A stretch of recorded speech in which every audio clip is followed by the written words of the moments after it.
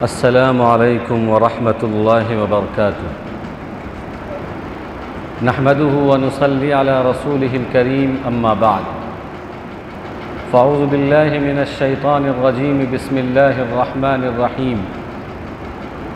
یا ایہا الذین آمنوا کتب علیکم الصیام کما کتب علی الذین من قبلکم لعلکم تتقون صدق اللہ العظیم اللهم صل على سيدنا مولانا محمد في أول كلامنا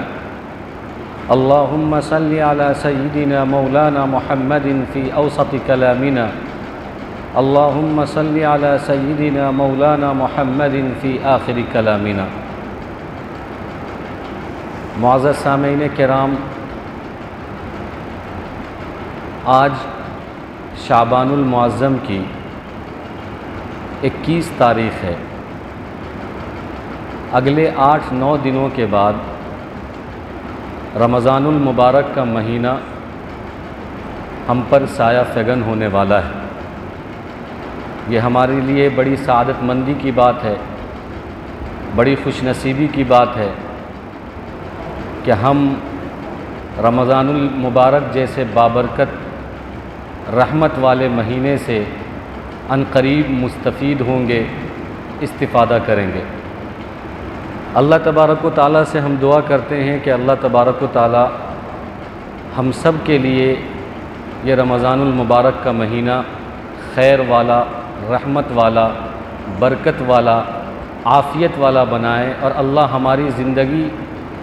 اتنی طویل فرمائے کہ ہم رمضان المبارک کہ 30 دن میں اچھی طریقے سے عبادت کر سکیں اور روزہ رکھ سکیں۔ یہ وقت ہمارے لیے استقبال کا وقت ہے، کیونکہ جب کوئی مہمان آتا ہے تو ہم اس کا پرجوش استقبال کرتے ہیں۔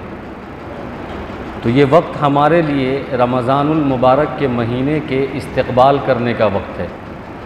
تیاری کرنے کا وقت ہے، تمنائیں اور آرزو کرنے کا وقت ہے۔ آپ دیکھیں کہ جب ہمارے یہاں کوئی بڑا مہمان آتا ہے یا مہمان آنے والا ہوتا ہے اور بڑے عہدے والا، بڑے پوسٹ والا کوئی مہمان آنے والا ہوتا ہے تو ہم اس کے لیے تیاری بھی کرتے ہیں اور اس کا پرجوش استقبال بھی کرتے ہیں۔ گھروں کو سجاتے ہیں، گلیوں کو سجاتے ہیں، اپنے علاقے کو سجاتے ہیں، قالین بچھاتے ہیں، پھول بچھاتے ہیں، پھول برساتے ہیں، یعنی ہم ہر طریقے سے اپنے آنے والے مہمان کو ویلکم کرتے ہیں اور ان کا استقبال کرتے ہیں، ان کا اہتمام کرتے ہیں اور شدت سے انتظار کرتے ہیں۔ جیسے کوئی بچہ اپنے والد کا انتظار کرتا ہے، جب کوئی باپ اور والد ایک زمانے کے بعد اپنے گھر آتا ہے تو اس بچے کو ایک بے صبری سے انتظار رہتا ہے، شدت سے انتظار رہتا ہے کہ میرا والد آئے گا تو میں اس کو گلے لگوں گا، اس سے کھلونا مانگوں گا، اس سے کھانے پینے کی چیزیں مانگوں گا، اس کی یہ تمنائیں ہوتی ہیں، آرزو ہوتی ہیں۔ ایسے ہی جب ہمارے یہاں کوئی نیا جو داماد ہوتا ہے وہ آنے والا ہوتا ہے تو ہم اس کے لیے بہت انتظام کرتے ہیں، بہت اہتمام کرتے ہیں، بہت استقبال کرتے ہیں۔ میں نے نئے داماد کی بات اس لیے کی کہ جیسے جیسے داماد پرانا ہوتا ہے ویسے ویسے اس کی ویلیو اور اہمیت سسرال والوں کے نزدیک ختم ہوتی چلی جاتی ہے، لیکن جو نیا داماد ہوتا ہے، نیا نویلا داماد، اس کا بہت اہتمام ہوتا ہے۔ یہ ساری چیزیں جو ہم دنیا کے اندر کرتے ہیں اور ان مہمان کا جو ہم احترام کرتے ہیں، اکرام کرتے ہیں، ان سے تمنائیں رکھتے ہیں، آرزوئیں رکھتے ہیں، یہ سب عارضی چیزیں ہیں، ختم ہونے والی چیزیں ہیں، اس کی کوئی ویلیو نہیں ہے۔ لیکن جو مہمان ابھی کچھ دنوں میں ہمارے پاس آنے والا ہے، رمضان المبارک کا مہینہ، یہ وہ مہمان ہیں جو ہماری زندگی کا کایا پلٹ سکتا ہے، ہمارے رزق کو بڑھاتا ہے، ہمیں خیر عطا کرتا ہے، ہمیں برکت عطا کرتا ہے، ہمیں رحمت عطا کرتا ہے، ہمیں عافیت عطا کرتا ہے، تو جتنا اہتمام ہم دنیاوی مہمان کا کرتے ہیں، تیاری کرتے ہیں، ان کا استقبال کرتے ہیں، اس سے کہیں زیادہ ہمیں رمضان المبارک سے پہلے کے دنوں میں اس کا استقبال اور تیاری کرنا چاہیے۔ اس لیے آپ گزشتہ 2-3 ہفتوں سے یہ بات سن رہے ہوں گے کہ اللہ کے نبی صلی اللہ علیہ وسلم رمضان المبارک کے مہینے کی تیاری شعبان اور رجب کے مہینے سے کیا کرتے تھے۔ جیسے ہی رجب کا مہینہ شروع ہوتا تھا وہاں سے تیاری شروع ہو جاتی تھی اللہ کے نبی صلی اللہ علیہ وسلم کی۔ آپ صلی اللہ علیہ وسلم اپنے کمر کو باندھ لیتے تھے، یعنی کمر بستہ ہو جاتے تھے، تیار ہو جاتے تھے، ایک دم ایکٹیو ہو جاتے تھے، ہوشیار ہو جاتے تھے کہ اب 2 مہینے کے بعد رمضان المبارک کا مہینہ شروع ہونے والا ہے، تو اس کی تیاری 2 مہینے قبل سے ہو رہی ہے۔ اب تو 10 دن کے بعد یا 9 دن کے بعد رمضان المبارک کا مہینہ شروع ہوگا۔ اب ہم دیکھیں کہ ہم اس کے لیے کتنے تیار ہیں، کتنے فٹ ہیں کہ انفٹ ہیں، اور کیا ہم نے تمنائیں رکھی ہیں، اور کیا آرزو ہے ہماری، کیا ہماری خواہش ہے، اور ہم کیسے اس کا استقبال کریں گے۔ اسی بات کو ہم آج سمجھتے ہیں کہ رمضان المبارک سے پہلے یہ جو چند دن بچا ہوا ہے اس میں ہماری کچھ ذمہ داری ہے۔ وہ 3 ذمہ داری ہے۔ ایک تو یہ کہ ہمیں اس کا استقبال کرنا ہے۔ استقبال کا مطلب یہ ہوتا ہے کہ آدمی ذہنی طور پر تیار ہوتا ہے کہ آنے والا جو ہے اس کو ہمیں رسپیکٹ دینا ہے، اس کی قدر کرنی ہے، اس پر پھول برسانا ہے، اس پر پھول بچھانا ہے، اس کے لیے قالین بچھانا ہے، اس کے لیے ڈیکوریشن کرنا ہے۔ یہ ہے استقبال، اس کو ویلکم کرنا ہے۔ اور دوسری ذمہ داری ہماری یہ ہے کہ ہمیں تیاری کرنی ہے۔ جیسے لوگ کھانے مہمان کے لیے تیار کرتے ہیں، بستر تیار کرتے ہیں، مہمان خانے کو تیار کرتے ہیں، ایسے ہی ہم کو یہ تیاری کرنی ہے کہ ہم اپنی ذمہ داری کو رمضان سے پہلے کم کر دیں، اپنے بوجھ کو ہلکا کریں، اپنے تجارت کو کم کریں،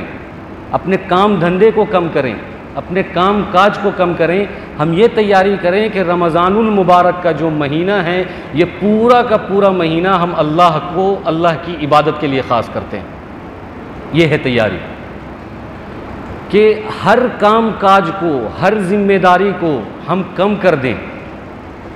اور زیادہ سے زیادہ وقت عبادت کے لیے لگائیں، زیادہ سے زیادہ وقت تلاوت کے لیے لگائیں۔ یہ تیاری کرنے کا وقت ہے، کیونکہ آپ کو معلوم ہوگا کہ آنے والا جو مہینہ ہے یہ نیکی کے سیزن کا مہینہ ہے۔ اگر ہم کو یہ معلوم ہو کہ 1 روپے میں 70 آم ملتا ہے،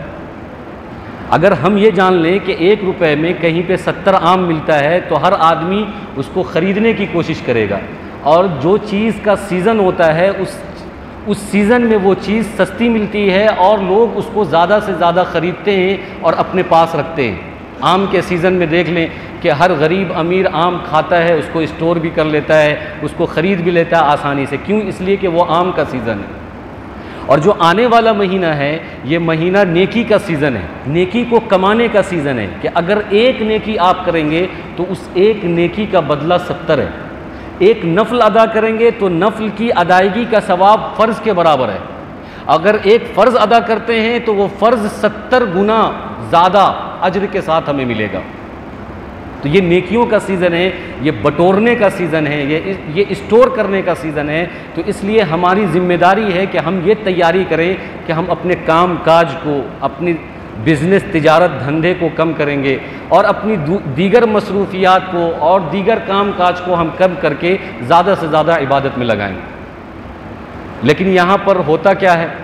ہمارے یہاں رواج کیا ہے؟ اس سے پہلے بھی یہ بات آ چکی ہے گزشتہ سال، چونکہ ہر سال آپ کے سامنے یہ بات رکھنی ہے، کیونکہ ہر سال رمضان آتا ہے اور ہر سال ہم بھول جاتے ہیں، تو ہر سال ہمارے ذہن میں یہ بات ہونی چاہیے کہ عوامی مزاج جو ہے ہمارا، سماجی مزاج، وہ یہ ہے کہ یہ تو ہے نیکی کے کمانے کا سیزن، لیکن ہم پیسہ کمانے کا سیزن اس کو بنا لیے، مال کمانے کا سیزن ہم اس کو بنا لیے۔ یعنی ہونا یہ چاہیے کہ رمضان سے پہلے ہم اپنے کام کاج کو، بزنس کو، تجارت کو کم کریں، اپنی ذمہ داری کو کم کریں، زیادہ سے زیادہ وقت مسجد میں، تلاوت میں، عبادت میں لگائے۔ لیکن ہوتا یہ ہے کہ آدمی ٹھیک رمضان سے پہلے اپنے بزنس کو بڑھانے کی فکر کرتا ہے، اپنی تجارت کو بڑھانے کی فکر کرتا ہے، اور اپنے مارکیٹنگ کو بڑھانے کی فکر کرتا ہے، شاپنگ کو بڑھانے کی فکر کرتا ہے کہ زیادہ سے زیادہ ہم بیچیں گے اور زیادہ سے زیادہ کمائیں گے۔ ایک ادنا دکاندار عام دنوں میں اتنا متحرک اور فعال اور اتنا محنتی نہیں ہوتا، لیکن ٹھیک رمضان سے پہلے اس کے اوپر محنت سوار ہو جاتی ہے، اس کے اوپر جو ہے ایک فکر سوار ہو جاتی ہے کہ سامان وہاں سے لانا ہے اور اتنا سامان لانا ہے، اور رمضان میں کم سے کم 50,000 کا دھندا کرنا ہے۔ عام دنوں میں تو 10,000 کا ہوتا تھا، لیکن رمضان میں 50,000 کا کریں گے۔ تو ہم نے رمضان کے مہینے کو بھی مال کمانے کا سیزن بنا دیا ہے۔ یہ ہماری غلط فہمی۔ اپنے وقت کو زیادہ سے زیادہ جو ہے ہمیں عبادت کے لیے خاص کرنا چاہیے، لیکن ہم دیکھیں تو ہماری عورتوں میں شاپنگ کا مزاج رمضان کے مہینے سے بننا شروع ہو جاتا ہے، مردوں میں تجارت اور بزنس کو بڑھانے کا مزاج رمضان میں بن جاتا ہے، وہ ہر ڈپارٹمنٹ کے لیے۔ میں کسی خاص پرٹیکولر ڈپارٹمنٹ کی بات نہیں کر رہا، وہ ہر ڈپارٹمنٹ کے لوگ جو ہے رمضان کے مہینے میں کمانے کی سوچتے ہیں، حالانکہ یہ نیکی کمانا ہے، مال کمانا نہیں ہے۔ آلریڈی اللہ تبارک و تعالی رمضان کے مہینے میں یزاد بہ رزق المؤمن،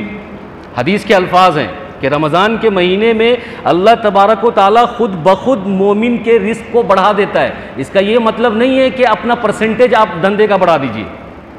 مال بڑھا دیجئے، ایک دکان ہے تو 2 کر دیجئے، 50,000 کا مال ہے تو اس کو 1,00,000 کر دیجئے، اور ایک نوکر اگر کام کرتا تھا دکان پر تو 4 لگا دیجئے۔ یہ مطلب نہیں ہے رزق کو بڑھانے کا، اللہ خود بخود بڑھاتا ہے، جتنا ہے اتنا ہی پہ رکھنا ہے، اسی رزق کو اللہ بڑھائے گا، اسی میں اللہ برکت دے گا۔ لیکن ہم لوگ ایک غلط فہمی کے شکار ہیں کہ ہم رمضان کی تیاری کرتے ہیں، رمضان سے پہلے بہت اچھی طریقے سے کرتے ہیں، لیکن جو تیاری ہم کو کرنا چاہیے، تیاری ہمیں عبادت کے لیے کرنی چاہیے، تلاوت کے لیے کرنی چاہیے، روزے کے لیے کرنی چاہیے، تراویح کے لیے کرنی چاہیے، صدقہ اور خیرات کے لیے کرنی چاہیے، اعتکاف کے لیے کرنی چاہیے، شب قدر کے لیے کرنی چاہیے۔ لیکن ہم تیاری کرتے ہیں اپنے بزنس کو بڑھانے کی، ہم تیاری کرتے ہیں مارکیٹنگ کو بڑھانے کی، ہم تیاری کرتے ہیں شاپنگ کو بڑھانے کی، ہم تیاری کرتے ہیں اچھے اچھے کپڑے جو ہے خریدنے کی اور سامان لانے کی، ہم اچھا افطار ہونا چاہیے اس کی تیاری کرتے ہیں، اچھا سحری ہونا چاہیے اس کی تیاری کرتے ہیں۔ یہ سب ہمارا روٹ غلط ہے، ہم غلط رانگ وے پہ جا رہے ہیں۔ تیاری کرنے کا مطلب ہے کہ زیادہ سے زیادہ وقت ہمیں اللہ کی عبادت میں لگانا ہے، یہ ہے تیاری کا مطلب۔ اور آرزو رکھنی چاہیے، جیسے کہ ہمارے پاس کوئی مہمان آتا ہے تو اس سے ہماری ایک آرزو ہوتی ہے، ایک تمنا ہوتی ہے،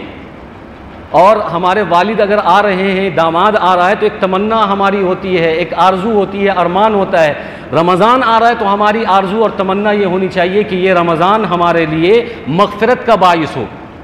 یہ رمضان ہمارے لیے جہنم سے چھٹکارے کا باعث ہو، ہم جہنم سے نجات پالیں، عذاب سے نجات پالیں۔ یہ رمضان ہمارے لیے بری عادت کو چھوڑنے کا سبب ہو، گناہوں کو چھوڑنے کا سبب ہو۔ ہم ایسی آرزو کریں کہ اس رمضان میں ہم اپنے ہر معاملات کو سدھاریں گے، دنیاوی معاملات کو بھی سدھاریں گے، اخروی معاملات کو بھی سدھاریں گے، حقوق اللہ سے متعلق جو چیزیں ہیں اس کو بھی ہم سدھاریں گے، حقوق العباد سے متعلق جو چیزیں ہیں اس کو بھی ہم سدھاریں گے، اور ہم اپنے گناہ کا کفارہ اس رمضان میں ادا کریں گے، ہم توبہ کریں گے اور ہم گناہ سے بچیں گے، زیادہ سے زیادہ ہم نیکی اور اطاعت اور تلاوت پر اپنے آپ کو 11 مہینے میں لگائیں گے۔ یہ آرزو اور تمنا ہونی چاہیے، لیکن ہماری آرزو اور تمنا ایسی کچھ نہیں ہے، کوئی فیلنگ نہیں ہے ہمارے اندر کہ رمضان آ رہا ہے۔ ایک فیلنگ ہوتی ہے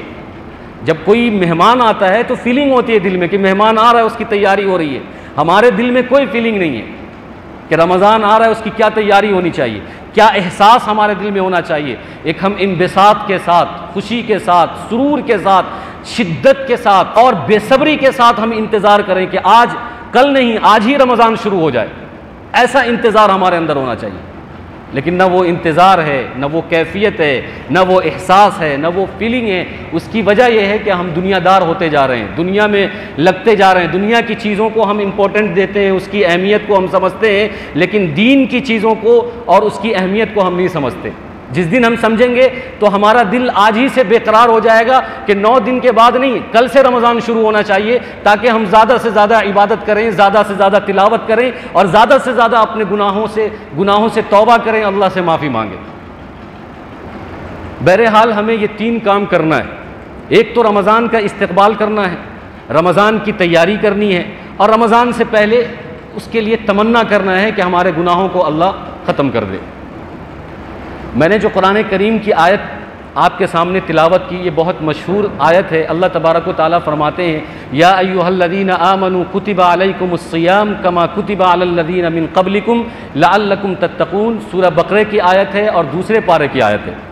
اس کے اندر اللہ تبارک و تعالیٰ فرماتے ہیں کہ اے ایمان والو، تم پر روزہ فرض کیا گیا ہے، تم پر روزہ فرض ہے۔ فرض کا معنی اس سے پہلے آپ نے کئی بار سنا ہے، پھر سے سن لیجئے کہ فرض اس کو کہتے ہیں کہ بغیر کسی شرعی مجبوری اور معذوری کے وہ حق ادا کیے بغیر ادا نہ ہو۔ جب تک ہم ادا نہیں کریں گے اس وقت تک وہ ادا نہیں ہوگا۔ ہاں اگر مجبوری ہے، کوئی معذوری ہے تو الگ بات ہے، اور وہ مجبوری معذوری شرعی ہونا چاہیے، یعنی شریعت جس کو سمجھتا ہو کہ یہ مجبوری ہے، شریعت جس کو مانتا ہو کہ یہ معذوری ہے، تو مجبور اور معذور کو چھوڑ کر ہر آدمی کو رمضان کا روزہ رکھے بغیر ادا نہیں ہوگا۔ یہ فرض کا معنی ہے، یعنی جب تک ہم ادا نہیں کریں گے اس وقت تک فرض ادا نہیں ہوگا۔ پھر اللہ تبارک و تعالیٰ نے ہمیں یہ تسلی دی ہے کہ کما کتب علی الذین من قبلکم،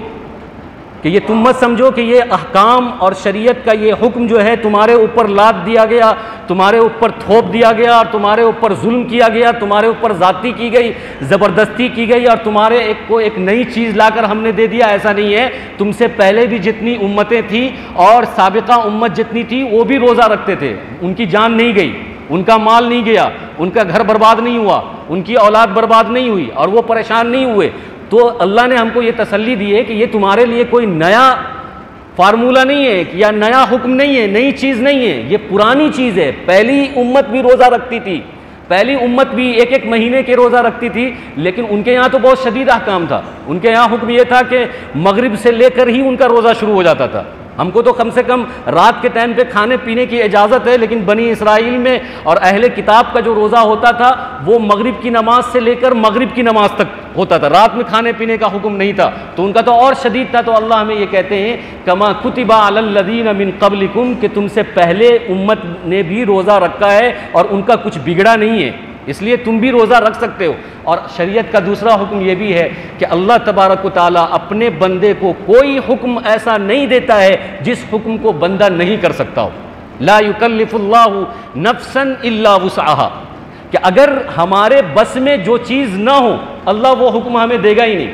جو چیز ہمارے بس میں ہوتی ہے اللہ وہی ہمیں بتاتا ہے، اسی کا حکم دیتا ہے۔ تو اللہ اگر ہمیں یہ کہتا ہے کہ تم کو روزہ رکھنا ہے، وہ چاہے مئی کا مہینہ ہو، چاہے جون کا ہو، وہ چاہے اپریل کا ہو، اور چاہے کسی بھی گرمی کا مہینہ ہو، ٹھنڈی کا مہینہ ہو، برسات کا مہینہ ہو، تو اللہ جانتا ہے کہ برسات کے مہینے میں بھی بندہ روزہ رکھ سکتا ہے، گرمی کے مہینے میں بھی بندہ روزہ رکھ سکتا ہے، ٹھنڈی کے مہینے میں بھی روزہ رکھ سکتا ہے۔ اگر اللہ تبارک و تعالیٰ اس بات کو جانتے کہ نہیں بندے سے مشکل ہوتی ہے گرمی کے مہینے میں روزہ رکھنے میں، اس میں بھوک بہت لگتی ہے، اس میں پیاس بہت لگتی ہے، اور یہ دن بہت لمبا ہوتا ہے، 17-18 گھنٹے کا روزہ رکھتا ہے، تو اللہ کو یہ معلوم تھا۔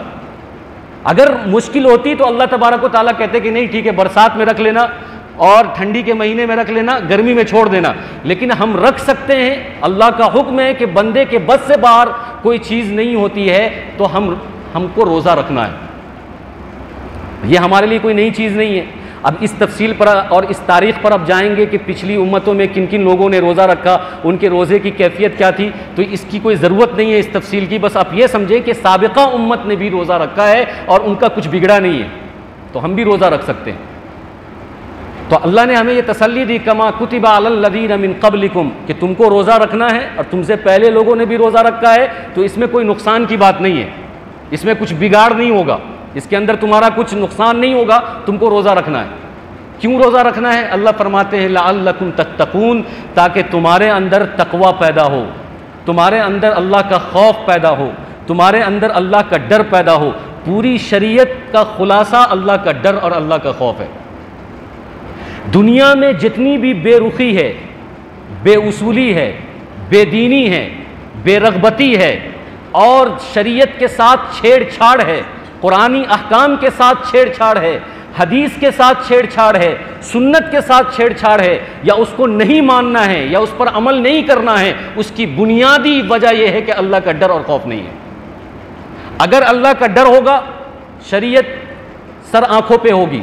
حدیث سر آنکھوں پہ ہوگا، قرآن سر آنکھوں پہ ہوگا، اللہ کا حکم سر آنکھوں پہ ہوگا، کیونکہ ہم اللہ کو مانتے ہیں اور اللہ سے ڈرتے ہیں، اور ہمیں یہ فارمولہ معلوم ہے کہ اللہ نے ہمیں پیدا کیا ہے اور ہم کو مر کے جانا ہے، جنت ہے، جہنم ہے، اور جہنم میں ہم جائیں گے اگر اللہ کی بات نہیں مانیں گے، جنت میں جائیں گے اگر اللہ کی بات مانیں گے۔ تو یہ اللہ کا ڈر پوری شریعت کا خلاصہ ہے۔ آپ اگر دیکھ رہے ہیں کہ دنیا کے اندر بے دینی پھیل رہی ہے، لوگوں کے اندر بدعمالی ہے، لوگوں کے اندر جو ہے دین کا شوق نہیں ہے، دین کو دھڑلے سے ختم کر رہے ہیں، شریعت کا جنازہ دھڑلے سے اور ڈنکے کی چوٹ پر نکال رہے ہیں، تو سمجھ لیجئے کہ اس کے دل میں اللہ کا ڈر اور خوف نہیں ہے، وہ نڈر ہے، وہ نڈر ہو گیا ہے، اس کا دل سخت ہو گیا ہے۔ جس کے دل میں اللہ کا ڈر ہوتا ہے، خوف ہوتا ہے، تو وہ مچھر اور مکھی کو مارنے سے بھی ڈرتا ہے کہ اگر مچھر اور مکھی کو کب مارنا ہے اور اس کے احکام کیا ہے۔ یہاں تو آدمی کو مار دیتا ہے، جان مار دیتا ہے، پھر بھی اس کو دل میں ڈر نہیں ہے کہ اس کا نتیجہ کیا ہوگا۔ اللہ تبارک و تعالیٰ فرماتے ہیں کہ دیکھو روزہ رکھو گے تو تمہارے دل کے اندر اللہ کا ڈر پیدا ہوگا، اللہ کی ذات سمجھ میں آئے گی، اللہ کے صفات سمجھ میں آئیں گے، اللہ کا تعارف ہوگا، اللہ کی معرفت تم کو حاصل ہوگی، اللہ کی حقانیت، اللہ کی ربانیت، اللہ کی ربوبیت، اللہ کی وحدانیت، اللہ کی سمادانیت تمہارے دلوں میں سما جائے گی۔ تمہیں سمجھ میں آئے گا کہ ہمارے پیدائش کا مقصد کیا ہے اور ہمیں مرنے کے بعد ہمارے ساتھ حساب و کتاب ہونا ہے، تو حساب و کتاب میں ہمیں اجر عظیم ملے گا یا عذاب علیم ملے گا، یعنی ہمیں اجر دیا جائے گا یا ہم کو دردناک عذاب دیا جائے گا۔ یہ ساری چیزیں تقویٰ کے بعد پیدا ہوگی، یہ اتنا بڑا مقصد ہے۔ اور جنرلی جتنی عبادتیں اللہ نے ہمارے لیے رکھی ہیں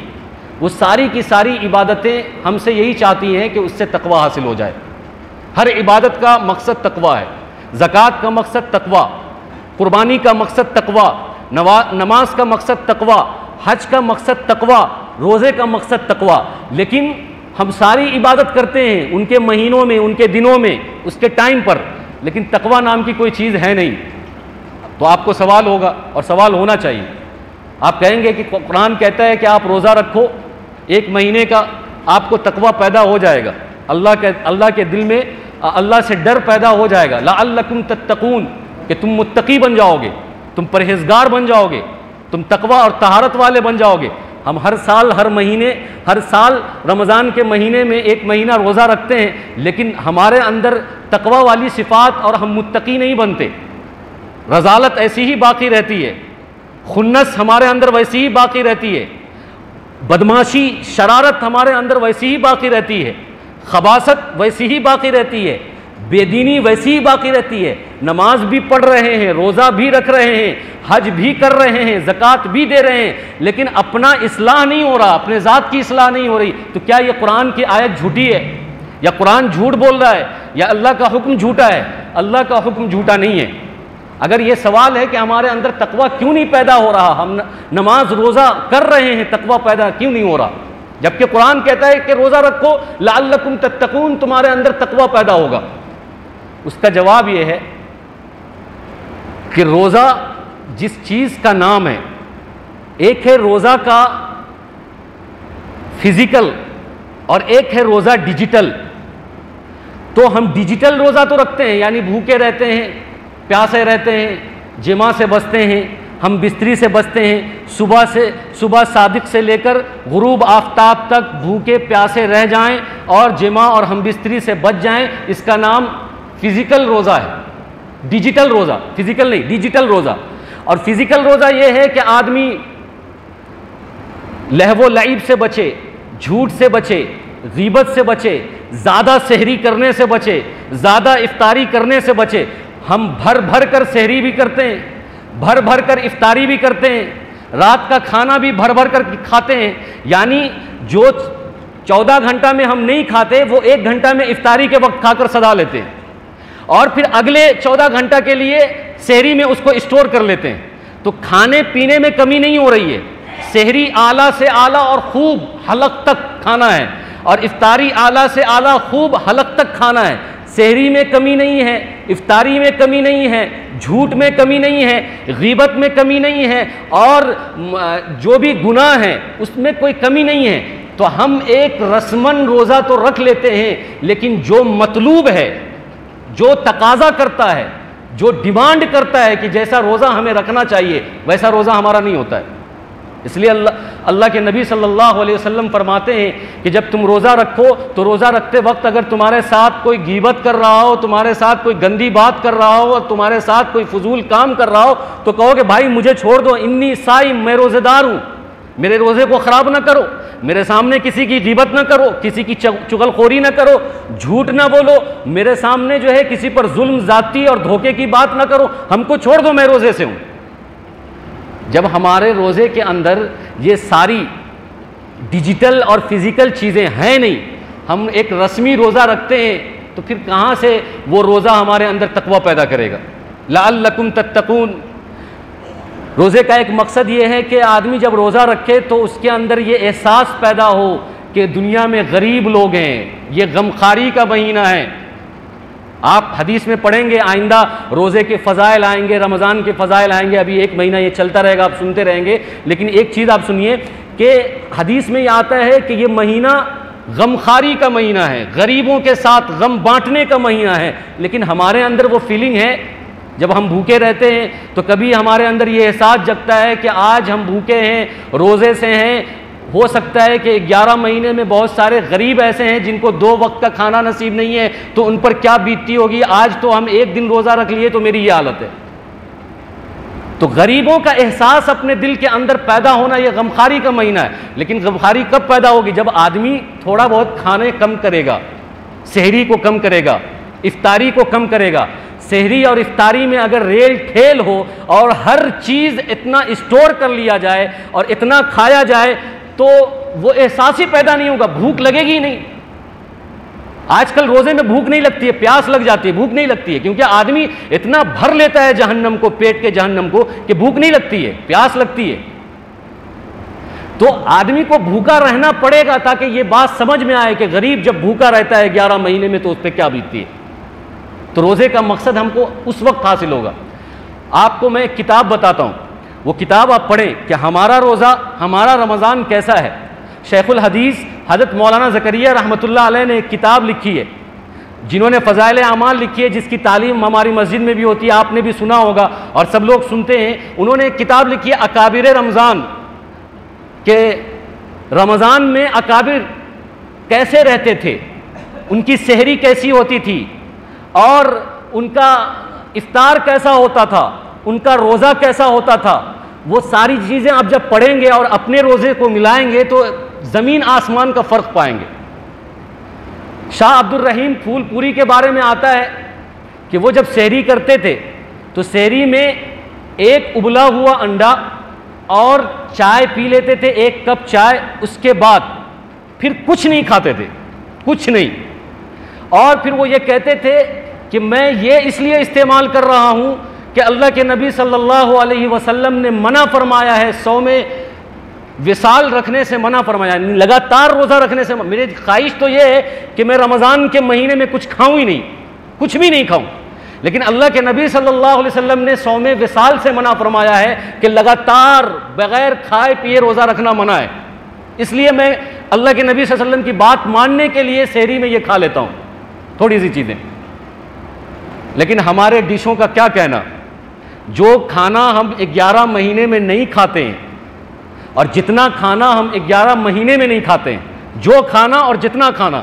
ہم 11 مہینے میں نہیں کھاتے ہیں، اس کو ہم 1 مہینے میں سدا دیتے ہیں، اتنا کھانا اور اتنا ڈش۔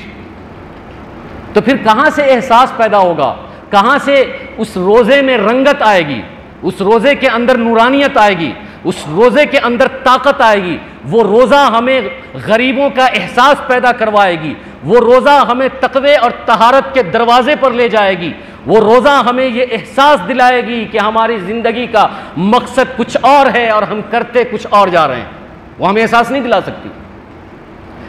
تو قرآن کریم نے یہ کہا کہ لعلکم تتقون، روزے کا اصل مقصد ہے ہمارے دل کے اندر تقویٰ پیدا ہو، اور تقویٰ پیدا ہوگا اس صورت میں جب کہ ہم روزے کو رسم کی طرح نہیں رکھیں گے، روزے کو حقیقت کی طرح رکھیں گے۔ حقیقت یعنی روزے کو اندرون طریقے سے، بیرون طریقے سے، دونوں طریقے سے روزہ رکھیں گے۔ الصوم جنہ، حدیث کے اندر آتا ہے کہ روزہ ڈھال ہے،